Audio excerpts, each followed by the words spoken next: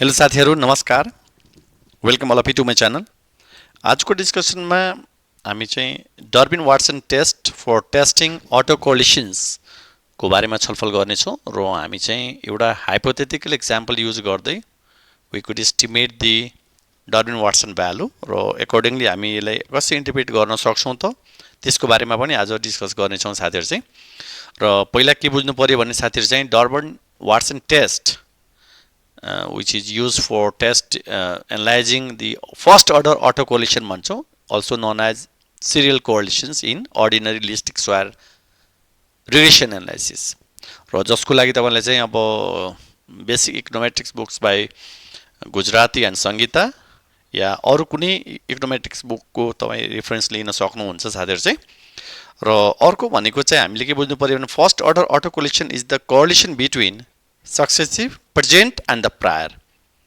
अब यो फर्मुला पनि तपाई देख्न सक्नुहुन्छ कि this is the D means Durbin Watson टेस्टको स्ट्याटिस्टिक्सलाई डी युज गरे हामीले sum of ET minus ET minus 1 का स्क्वायर इटी भनेको के हो भने Y sum of Y minus YT भन्छौँ साथीहरु चाहिँ this is the least square residual भन्छौँ वाई माइनस इटी ओके वाईटी जसलाई हामीले इटी भन्छौँ error term So this year error term minus last year error term का square त्यसको sum चाहियो हामीलाई divided by sum of ET का square okay र अर्को भनेको चाहिँ the value of autocorrelation can range from 0 that's minus 1 to 1 where minus 1 भनिसकेपछि minus 1 to 0 range represents the negative autocorrelations while if we have a 0 to 1 त्यसलाई हामीले positive autocorrelation भन्न सक्छौं you could see this picture okay this source I have taken from this source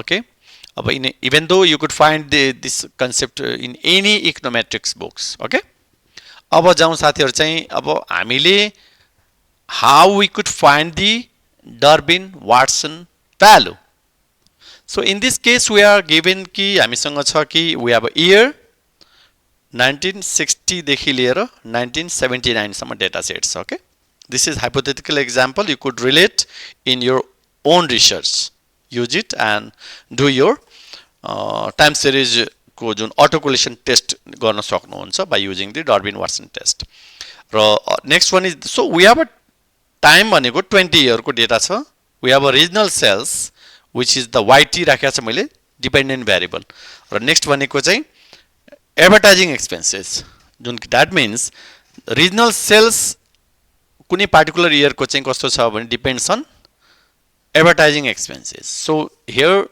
xt भनेको independent variable हो भने yt भनेको dependent variable हो साथीहरु यो चाहिँ तपाईले बुझ्नु पर्ने हुन्छ okay so before estimating the estimated regional sales हामीले के गर्नु पर्यो भने we have to find the alpha and beta अब alpha भनिसकेपछि हामीले इकोनोमेट्रिक्स मा अब भनौं there are so many ways we could find even in statistics मा पनि पढाउँछौं we could learn the things या एक्सेल मा हामीले गर्नु पर्यो भने simply we say that intercept function use गर्ने and your dependent variable त्यसपछि के गरौँ select your independent variable okay we just enter it so this is 1608.51 भनेको हाम्रो अल्फा को भ्यालु आयो now what about the beta value beta को लागि के गर्ने हामीले slope use गरौँ slope functions again I would do the same function same range use गरौँ then select the advertising expense को range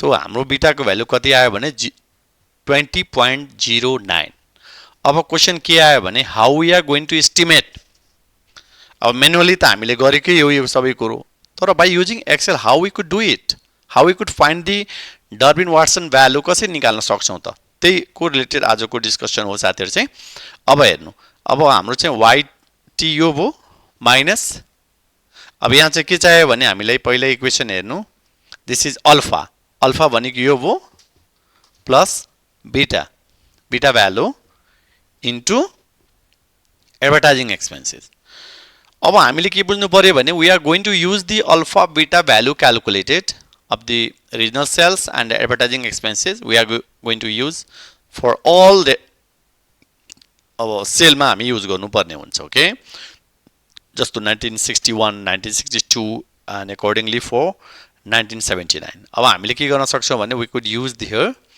dollar function हामीले युज गर्न सक्छौं. Okay, that means dollar function हामीले कहाँ युज गर्नु पर्यो? यहाँ dollar, यहाँ पनि युज गरौँ dollar. Okay, त्यसपछि again we could use the alpha beta को ठाउँमा dollar युज गर्नु पर्ने हो because constantly we are going to use it.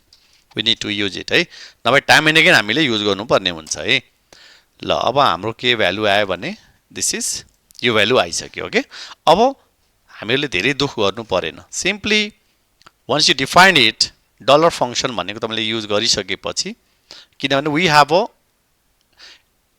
advertising expenses already there. Okay, त्यो छदै छ, but यो अल्फा भ्यालु हामीले प्रत्येक इक्वेसनमा युज गर्न गइराछौं. So now I could simply drag it.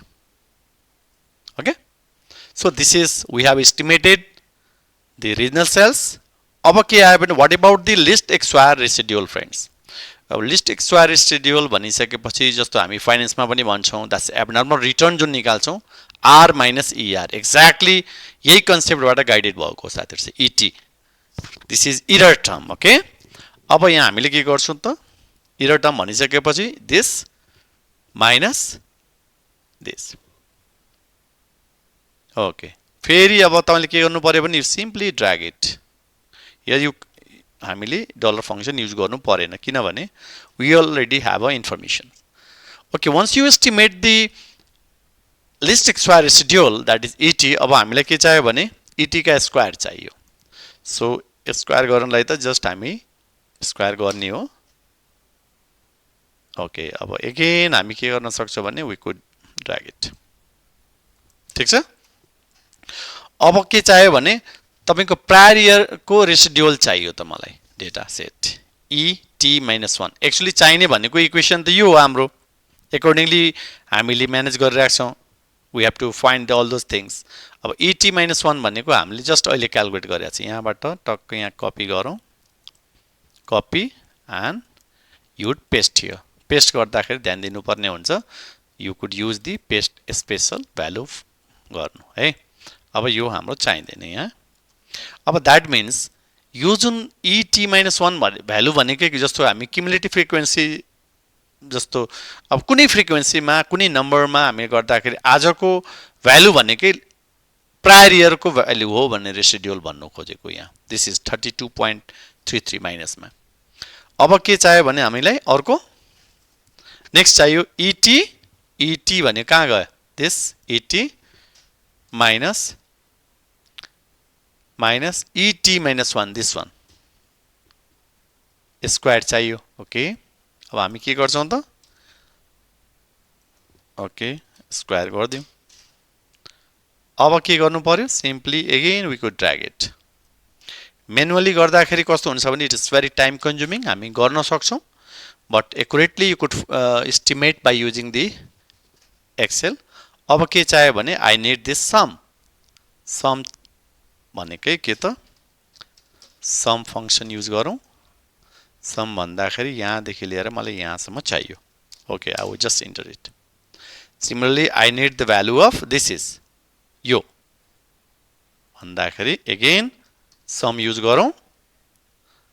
Okay, यही सम युज गरौँ. त्यसपछि यहाँबाट हामी के गरौँ भने यहाँबाट सिलेक्ट गर्दियौँ. ओके, सो हाम्रो के आयो भने this is one hand we have estimated the ET minus ET-1 का स्क्वायर. अर्को चाहिँ ET का स्क्वायर युज. ET भनेकै द लिस्ट स्क्वायर रेसिडुअल हो. Okay, now what about the Durbin Watson statics? D को भ्यालु कति त? So as per this equation also you look, take the reference of this equation.